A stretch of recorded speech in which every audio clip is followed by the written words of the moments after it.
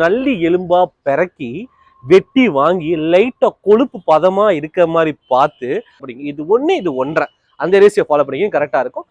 நீங்க என்ன பிரியாணிக்கு பூண்டு அதிகமா சொல்லுவீங்க, இஞ்சி கம்மியா சொல்லுவீங்க, இதுக்கு என்ன பாய்? இதுக்கு பிரச்சனை இல்லைங்க. ஏன்னா நம்ம கடிச்சா புளிப்புத்தன்மை இருக்க மாதிரி இருக்கணும். அதுக்கும் கடிச்சு பாத்திரம் எங்கேயும் வாங்க முடியாதுங்க.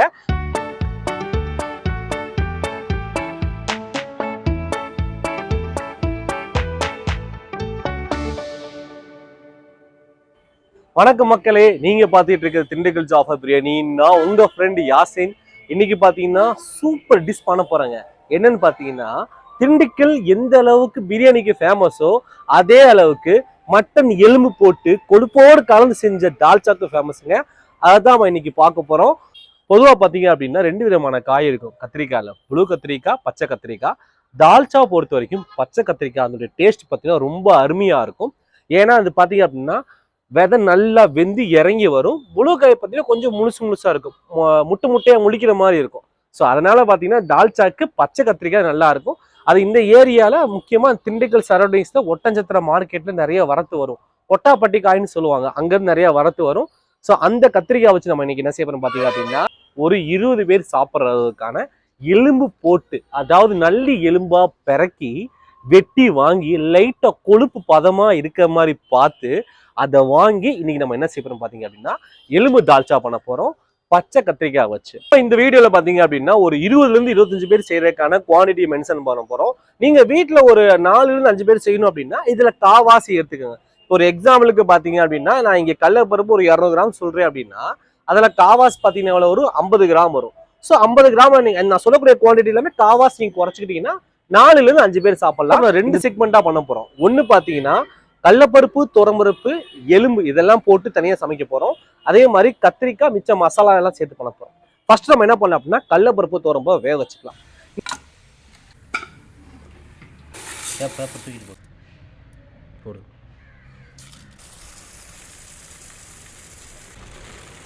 கடலைப்பருப்பு 100 கிராம் எடுத்தீங்கன்னா துவரம்பருப்பு 150 கிராம் எடுக்கலாம். அந்த ரேசியோ ஃபாலோ பண்ணிங்க. இது ஒண்ணு இது ஒன்றரை அந்த ரேசியோ ஃபாலோ பண்ணிங்க கரெக்டா இருக்கும். இங்க 200 கிராம் இங்க 300 கிராம் எடுத்துட்டேன்.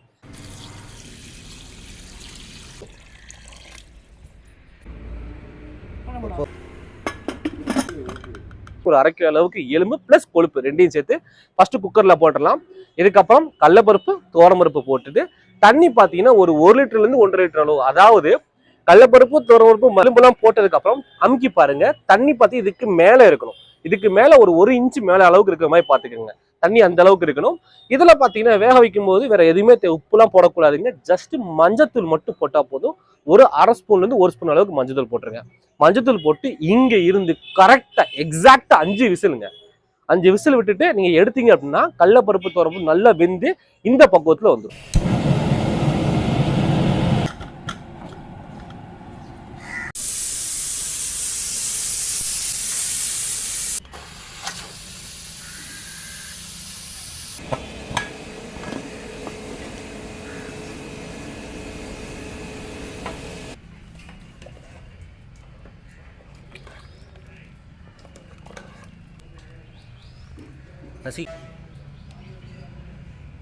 இப்ப பாத்தீங்கன்னா இந்த ப்ராசஸ் முடிஞ்சிருச்சு. கத்திரிக்காய் பாத்தீங்கன்னா ஒரு 1 கிலோ அளவுக்கு காம்பு ஃபுல்லா எடுத்து 4ஆ கட் பண்ணிருக்கேன். இது கூட பாத்தீங்கன்னா ஒரு 5 பச்சை மிளகாய் அளவுக்கு. கிலோ கத்திரிக்காய்க்கு கரெக்டா சின்ன வெங்காயம் ஒரு 100 கிராம், இஞ்சி பாத்தீங்கன்னா ஒரு 50 கிராம் அளவுக்கு போட்டுக்கோங்க, பூண்டு 50 கிராம் அளவுக்கு போட்டுக்கோங்க. நீங்க கேட்கலாம், பாய் நீங்க என்ன பிரியாணிக்கு பூண்டு அதிகமா சொல்லுவீங்க, இஞ்சி கம்மியா சொல்லுவீங்க, இதுக்கு என்ன பாய்? இதுக்கு பிரச்சனை இல்லைங்க. ஏன்னா நம்ம வந்து கடலைப்பருப்பு, துவரம்பருப்பு தனியா வேக வச்சு போட போறோம். அதனால கண்டிப்பா இஞ்சி காட்டு அடிக்காதுங்க. தாராளமா இஞ்சி பூண்டு சேம் அளவுக்கு நீங்க எடுத்துக்கலாம். எப்பவுமே தக்காளி எப்படி போடணும் அப்படின்னா கத்திரிக்காய் போறதுல 1/4 மடங்கு. இப்ப எக்ஸாம்பிளுக்கு கத்திரிக்காய் நம்ம 1 கிலோ போட்டிருக்கோமா, அப்ப 1/4 கிலோ அளவுக்கு தக்காளி போட்டா போதும். 1/4 கிலோ அளவுக்கு தக்காளி இங்க போட்டாச்சு. இதுக்கப்புறம் பாத்தீங்க அப்படின்னா பட்டை, ஏலக்காய், கிராம்பு பவுடர், இதுதான் ரொம்ப முக்கியம். பிரியாணிக்கு நம்ம எப்படி ஃபிளேவர் ஏற்றுமோ அதே மாதிரி தால்ச்சாவுடைய மனம் வருது பாத்தீங்கன்னா, ஏன்னா நம்ம இங்க எலும்பு போடுறோம், அந்த மனம் வர்றதுக்காக நம்ம என்ன பண்றோம் அப்படின்னா பட்டை, ஏலக்காய், கிராம்பு போடணும்.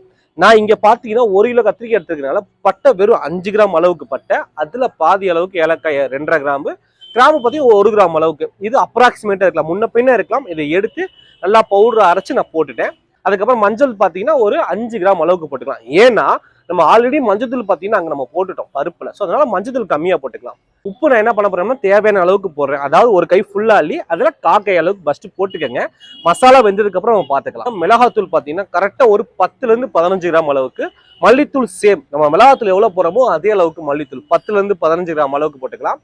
இப்போ மசாலா எல்லாம் போட்டாச்சு. போட்ட மசாலாவை நம்ம என்ன பண்ணிருக்கோம் அப்படின்னா எண்ணெய் ஊத்தல, போட்டு வதக்கல, அடுப்பே பத்த வைக்காம இதெல்லாம் மசாலா போட்டு ஃபுல்லா பரப்பி விட்டுட்டு தண்ணி ஊத்தணும். இங்கே தண்ணி எப்படி ஊத்தணும் அப்படின்னா தண்ணி ஊத்துனதுக்கு அப்புறம் அமுக்கி பாத்தீங்கன்னா கத்திரிக்காய் போட்ட மசாலா எல்லாமே அமுங்கணும். அந்த பக்குவம் அளவுக்கு இந்த வீடியோல காட்டுன மாதிரி அந்த பக்குவம் வர அளவுக்கு நல்லா தண்ணி ஊத்திடுங்க. ஊத்தி முடிச்சதுக்கு அப்புறம் நம்ம பிளேவருக்காக மல்லித்தலை மேல தூவிட்டுலாம் ஒரு கை அளவுக்கான மல்லித்தலை போட்டுக்கலாம். கரெக்டா இது நல்லா வேகட்டும், ஆவி வர வரைக்கும் கிண்ட வேணாங்க. நல்லா ஆவி வரட்டும், வந்ததுக்கு அப்புறம் கிண்டிக்கலாம். 50 கிராம் புளியை எடுத்து தண்ணி ஊத்தி ஊற வச்சிருக்கேன். இப்ப ஃபுல்லா கரைச்சி எடுத்துடலாம். இது எதுக்கு அப்படின்னா புளிப்பு தன்மைக்காக. தால்ச்சா மசாலா மட்டும் ஃபிளேவர் இல்லைங்க, அந்த புளியோட ஃபிளேவரும் சேர்ந்து அதான் ப்ராப்பரா இருக்கும். ஏன் இந்த தால்ச்சாவில் வந்து பாத்தீங்கன்னா பெஸ்ட் சைடிஷ்னு சொல்றீங்கன்னா பிரியாணி வந்து ஒரு காரமான ப்ராடக்ட், கரெக்டுங்களா? ஒரு காரமான சாப்பாடு. அதை நீங்க வெறும் பிரியாணி மட்டும் சாப்பிட்டீங்கன்னா என்ன ஆகும்னா வயிற்றுக்குள்ள போடுறதுக்கு வயிற்றுல சில டிஸ்டர்பன்ஸ் வரும். சில பேருக்கு இந்த பர்டிகுலர் ஏரியால லைட்டா காரமா இருக்க மாதிரி ஃபீல் ஆகும். சில காம்பன்சேட் பண்றதுக்காகத்தான் ஒரு புளிப்புத்தன்மை உள்ள பொருள் தான். சென்னை ஸ்டைல் பாத்தீங்கன்னா ஒரு புளி கத்திரிக்காய் வைப்பாங்க, அது தொட்டு சாப்பிட்ற மாதிரி இருக்கும். பட் தால்ச்சா பாத்தீங்கன்னா ஊத்தி சாப்பிட்ற மாதிரி இருக்கும். பிரியாணி மேலே ஊத்தி சாப்பிடும் போது என்ன ஆகும் அப்படின்னா இது அந்த காரத்தன்மையை குறைக்கும், நமக்கு தொண்டைக்கும் நம்ம வயிற்றுக்கும் எந்த பெரிய பிரச்சனை வராத அளவுக்கு பாதுகாத்துக்கும். ஸோ அதனாலதான் நம்ம தால்ச்சா வந்து பெஸ்ட் சைடிஷ்னு சொல்றாங்க. இருக்கும் புளி, கரைச்ச புளிய கடலைப்பருப்பு துவரம்பருப்பு வேக வச்சிருக்கோம்ல அதுக்குள்ள ஊத்தி நல்லா கிண்டி வச்சுக்கலாம். இப்போ நல்லா ஆவி வந்துருச்சு, கத்திரிக்காய் நல்லா உடஞ்சிருச்சு, பாத்திரத்தை தொட்டு பார்த்தீங்கன்னா நசுங்கிற அளவுக்கு இருக்கும். இப்போ புளி மட்டும் நம்ம போட்டிருக்கோம், அது மட்டும் பத்தாது. நீங்க தால்ச்சான்னு எடுத்துட்டீங்கன்னா எலும்பு எந்த அளவுக்கு முக்கியமோ அதே அளவுக்கு மாங்காய் முக்கியம். எங்க ஏரியாலாம் பாத்தீங்கன்னா தால்ச்சால மாங்காய்னா பெரிய சண்டையை போட்டுருவாங்க, அந்த அளவுக்கு மாங்காய் விரும்புவாங்க. ஸோ அதுக்காக நம்ம என்ன செய்ய அப்படின்னா மாங்காய் பாத்தீங்கன்னா ஒரு 1/4 கிலோ அளவுக்கான அல்லது 2 மாங்காய் எடுத்து ஃபுல்லா ஸ்லைஸ் பண்ணி போட்டுடலாம். 5 நிமிஷம் தான், ஏன்னா மாங்காய் சீக்கிரமா வெந்துடும். நீங்க ரொம்ப நேரம் விட்டு என்ன ஆகும்னா மாங்காய் கரைஞ்சே போயிருங்க. அப்ப என்ன ஆகும்னா புளி ரொம்ப கூடி போயிடும். ஸோ அதனால மாங்காய் பாத்தீங்கன்னா தொட்டு பார்த்தா லைட்டா அமுங்குற பக்குவத்தில் இருக்கணும். பொதுவாக மாங்காய் நிறைய வெரைட்டிஸ் இருக்கு. இனிப்பு மாங்காய், அதாவது மாம்பழம் மாங்குற ஸ்டேஜ்ல போட்டீங்கன்னா இனிக்க ஆரம்பிச்சிடும். ஸோ மாங்காய் பார்த்தீங்கன்னா லைட்டா கடிச்சா புளிப்புத்தன்மை இருக்க மாதிரி இருக்கணும். அதுக்கும் கடிச்சு பார்த்து எங்கேயும் வாங்க முடியாதுங்க. பழமா இருந்தா வாங்காதீங்க, காயா இருந்தா வாங்கிக்கோங்க. அதை வாங்கி ஸ்லைஸ் பண்ணி போட்டணும் அப்படின்னா முடிஞ்சிருச்சு. இதுக்கப்புறம் பாத்தீங்கன்னா மாங்காய் வந்ததுக்கு அப்புறம் வச்சிருக்கூடிய பருப்பை தூக்கி ஊத்தி உப்பு காரம் புளிப்பு செக் பண்ணீங்கன்னா சூப்பரான நாக்குல எச்சி ஊற அளவுக்கான எலும்பு தால்ச்சா ரெடிங்க. இதை பிரியாணியோட சேர்த்து சாப்பிட்டு பாருங்க, சூப்பரா இருக்கும். டேஸ்ட்டுக்கு நான் கேரண்டி.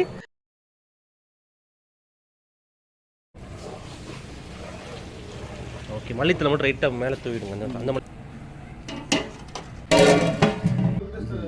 பஞ்சு மாதிரி இருந்திருக்கு பாருங்க.